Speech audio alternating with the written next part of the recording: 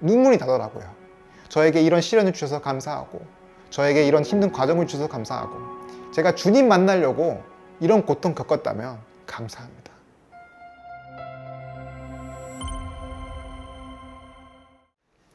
안녕하세요. 미국의 작은 태평양의 섬 사이판에서 살고 있는 치과의사 조나단 민입니다. 저희 부부는 2019년도에 미국에 있는 치과대학에서 동시 졸업을 하고 2021년도부터 사이판에서 일하기 시작했는데요. 오늘은 제가 치과 얘기를 하려고 나온 게 아니라 저희 부부의 인생에 찾아온 가장 아프고 힘들었던 시간을 나누고자 합니다. 저희가 사이판에서 일하기 시작한 그 해에 제가 심한 독감에 걸리게 되었습니다. 열이 떨어지지가 않고 3일을 제가 정말 고생했습니다. 근데 이상한 것이 열이 떨어졌는데도 불구하고 제 몸에 여러 증상들이 남아 있었습니다. 특히 이 몸이 계속 쑤시고 아팠는데요. 처음에는 이 무릎이 너무 아파서 응급실로 이제 뛰어갔습니다. 그렇게 괜찮아지겠지 하면서 몇 주를 보냈는데 제가 결국에는 걷기도 힘들 정도가 되더라고요. 그리고 제가 이 병이 굉장히 심각한 병이라는 것을 알게 된 결정적인 이유가 이 통증이 다른 곳으로 막 퍼지기 시작하더라고요. 발목, 발바닥으로 퍼지더니 골반, 허리, 목, 어깨, 마디마디 그냥 너무나도 아픈 그 통증이 생겼습니다. 그리고 그 통증이 심지어는 근육, 힘줄, 인대까지 이렇게 퍼지더라고요. 이게 마치 송곳으로 제 몸을 여러 곳을 막 찌르는 그런 고통이었고, 그리고 근육 경련이 계속 일어났습니다. 마치 근육들이 춤을 추듯이 제 팔하고 다리에서 계속 떨림 현상이 있었습니다. 제가 진통제를 먹어가면서 어떻게든 계속 일을 하려고 노력을 했습니다. 근데 진통제 약을 먹는 수가 점차 늘어나더니 나중에는 아무리 먹어도 통증이 컨트롤이 되지 않는 그런 지경까지 가게 되었습니다. 근데 제가 결국 일을 스톱하게 되는 결정적인 계기는 이 통증 때문이 아니었습니다.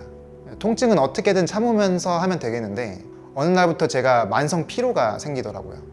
이 만성 피로가 그냥 직장에서 지친 정도로만 이해하시는 분이 많은데 이 만성 피로 증후군이라는 게 있습니다. 이거는 그냥 몸이 무리해서 피곤한 정도가 아니라 이제 병적으로 몸이 고장나서 방전 상태가 돼서 이제 회복을 못하는 그런 상태가 되는 겁니다. 그래서 아침에 일어나면 제가 마치 마라톤을 밤새 달린 것 같은 피로가 쌓여 있었고요. 하루에 16시간 정도 잠을 잤고 그럼에도 불구하고 계속 피곤했습니다. 너무 몸에 힘이 빠져서 걷지도 못했고 계단도 못 올라갔고 심지어는 이 샤워기를 샤워할 때 혼자 들 수도 없는 힘이 빠진 상태였습니다. 또 너무 힘들었던 게 이 밥 먹을 때 수저를 드는데 수저가 너무 무거웠습니다. 정말 이 외에도 너무 많은 증상들이 손으로 셀 수 없을 만큼 많았습니다. 사람이 이렇게 아플 수도 있구나. 정말 돈을 왕창 썼고요. 병원을 안 가본 데가 없을 정도로 정말 많이 다녀봤습니다. 한국에선 초기에 섬유 근육통이라는 병명을 얻게 되었고요. 1년이 지나서 증상이 좀 더 분명해지고 이제 미국 LA에서 방문한 병원이 있었는데 거기서 제가 ME Chronic Fatigue Syndrome, MECFS라는 한국말로는 근육통성 뇌척수염 만성피로 증후군이라는 병명을 얻게 되었습니다. 저는 30이라는 이 젊고 창창한 나이에 환자를 치료하는 치과 의사의 자리가 아닌 아무것도 할 수 없는 환자의 위치로 가게 되었습니다. 너무 절망적이었던 것이 현대의학으로는 완치가 불가능한 불치병이라는 것이었습니다. 그래서 할 수 있는 게 그저 병원에서 처방받은 아주 센 진통제를 세기를 늘려가면서 매일 먹으면서 그저 버티는 것 뿐이었습니다. 하루 대부분의 시간을 침대 위에서 보내다 보니까 세상하고는 거리가 점점 멀어지고 제가 세상에서 살아가는 그 차지하고 있는 비중이 점점 작아지는 것 같았습니다.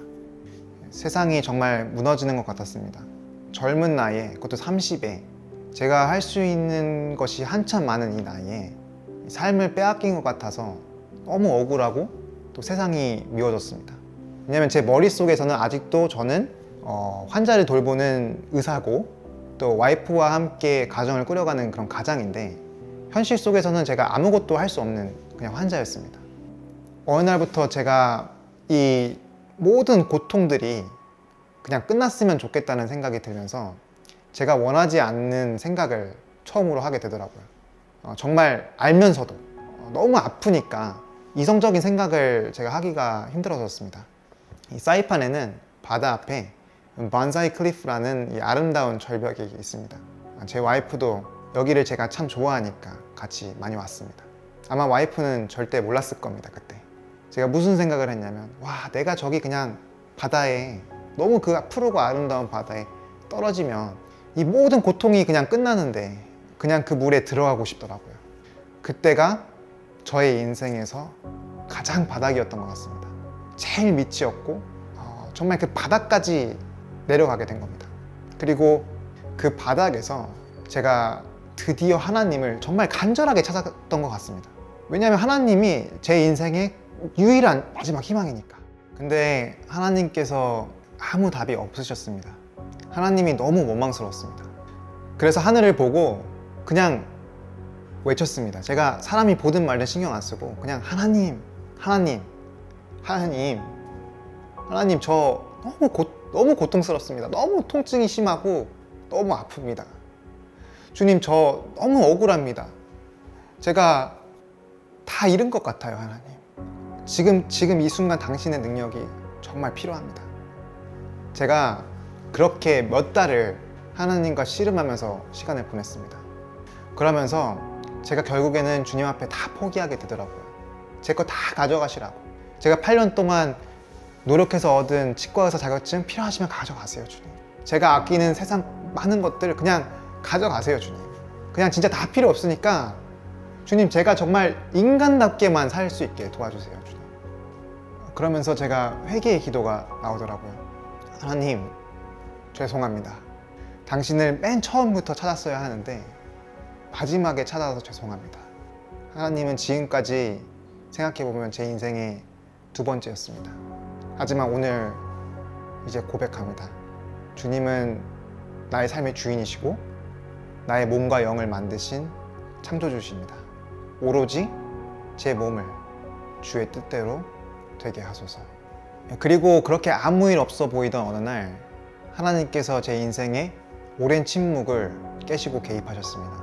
제가 하늘을 바라보고 있는데 제가 혼자가 아니라는 생각이 들었고 하나님께서 함께 하신다는 이 확신을 갖게 되었습니다. 하나님께서 이런 저의 비참한 모습을 버리신 것이 아니라 지금까지 다 지켜보시면서 눈동자같이 지켜보시면서 저를 사랑하셨구나. 정말 하나님께서 이런 어려운 시련을 저한테 허락하신 이유가 있다는 것을 저한테 확실하게 그날 알려주셨습니다. 그러면서 저에게 너무나도 선명하게 제가 기억나는 말씀이 있습니다. 요한복음 9장 말씀입니다. 요한복음 9장 1절에 보면 예수님께서 길을 가시다가 날 때부터 눈먼 맹인 된 사람을 보시는 장면이 나옵니다. 2절에 제자들이 예수님께 여쭤봅니다. 예수님, 이 사람이 장님으로 태어난 게 누구의 죄 때문입니까? 본인 때문입니까? 아니면은 부모님 때문입니까? 이렇게 질문을 하자 3절에 예수님께서 대답하시되 이 사람이나 그 부모의 죄로 인한 것이 아니라 그에게서 하나님이 하시는 일을 나타내고자 하심이라. 제가 그때 딱 깨달았습니다. 아, 나에게 주어진 이 장애가 이 시련 속에서도 하나님이 다 계획이 있으시구나. 버리신 것이 아니구나. 이 힘든 과정을 통해서 하나님의 영광을 드러내는 일을 하나님이 계획하시고 계시구나. 정말 그 순간 너무나도 감사했고 눈물이 나더라고요. 미래를 잃어버린 저에게 하나님이 응답하셨고 저를 사랑하신다는 것을 보여주셨고 그 사랑에 제가 감격을 해서 너무나도 행복했습니다. 하나님 정말 나를 사랑하시는구나. 정말 너무 감사합니다. 하나님, 저에게 이런 시련을 주셔서 감사하고 저에게 이런 힘든 과정을 주셔서 감사하고 제가 주님 만나려고 이런 고통 겪었다면 감사합니다. 그날 제 인생에 하나님과의 개인적인 만남은 저의 인생의 터닝 포인트였습니다. 하나님께서 그 자리에서 저에게 용기를 주시고 또 어떻게 극복해야 하는지에 대한 지혜를 주시더라고요. 그때부터 저는 완전히 다른 삶을 살기 시작했습니다. 그때부터 저는 하나님의 영광을 드러내기 위해 살고 싶어졌습니다. 정말 이 하나님의 사랑을 나누고 싶다는 생각이 들었습니다. 나의 연약함과 아픔을 통해서 하나님의 능력을 드러내는 거야말로 이 세상에서 정말 가치 있는 일이 아닌가 이런 생각을 하게 되었습니다. 제가 그 다음 날부터 이제 변화가 찾아왔는데요. 제가 몇 달을 침대 생활을 했기 때문에 이 근육이 다 빠져가지고 다시 걷기가 힘들었습니다. 근데 걷기가 가장 기본이니까 다시 걷는 것부터 시작했습니다. 처음에는 너무 아파서 한 100걸음 걸은 것 같습니다. 100걸음을 걷고 쓰러지고 얼음을 대가면서 꾹 참으면서 조금씩 늘려갔습니다. 그렇게 몇 주를 노력하고 드디어 500걸음 정도를 하루에 걸을 수 있게 되었습니다. 그래서 아무리 아파도 불가능해 보여도 의심이 가도 그 모든 부정적인 생각들을 하나님께서 그분의 영광을 드러내시기 위해 반드시 저를 회복시킨다는 그런 희망적인 생각으로 전환시켜 갔습니다. 그래서 오히려 아픈 것이 저에게 축복이었고 주님의 영광을 드러낼 수 있는 기회라 생각했습니다. 오히려 저의 삶의 패턴이 아프기 전보다 식단부터 시작해서 수면까지 더욱더 규칙적이고 정신적으로 더 건강해지는 삶으로 바뀌는 모습을 제가 경험하게 되었습니다. 그렇게 1년을 꾸준히 고생하면서 노력했고 결국에는 하루에 7,000보를 걸을 수 있는 단계까지 오게 되었습니다. 통증은 점점 줄어갔고 처방된 약을 전부 다 쓰레기통에 버릴 수 있게 되었습니다. 그리고 이 걷는 게 되다 보니까 그 다음으로 제가 불가능할 거라고 하는 것에 도전해보고 싶다는 생각이 들기 시작했습니다. 그래서 하나님, 제가 달리기 한번 해보겠습니다. 날씨가 좋던 비가 오던 꾸준히 그냥 언젠가는 제가 뛸 수 있을 거라는 생각을 멈추지 않고 그냥 뛰었습니다. 아플 때마다 제가 가장 행복한 순간을 떠올리면서 하나님이 주시는 희망을 가지고 뛰었습니다. 내가 극복하면 이것이 누군가에게 희망이 또 될 수가 있겠구나. 그리고 제가 좋아하지만 할 수 없었던 수영에 다시 도전했습니다.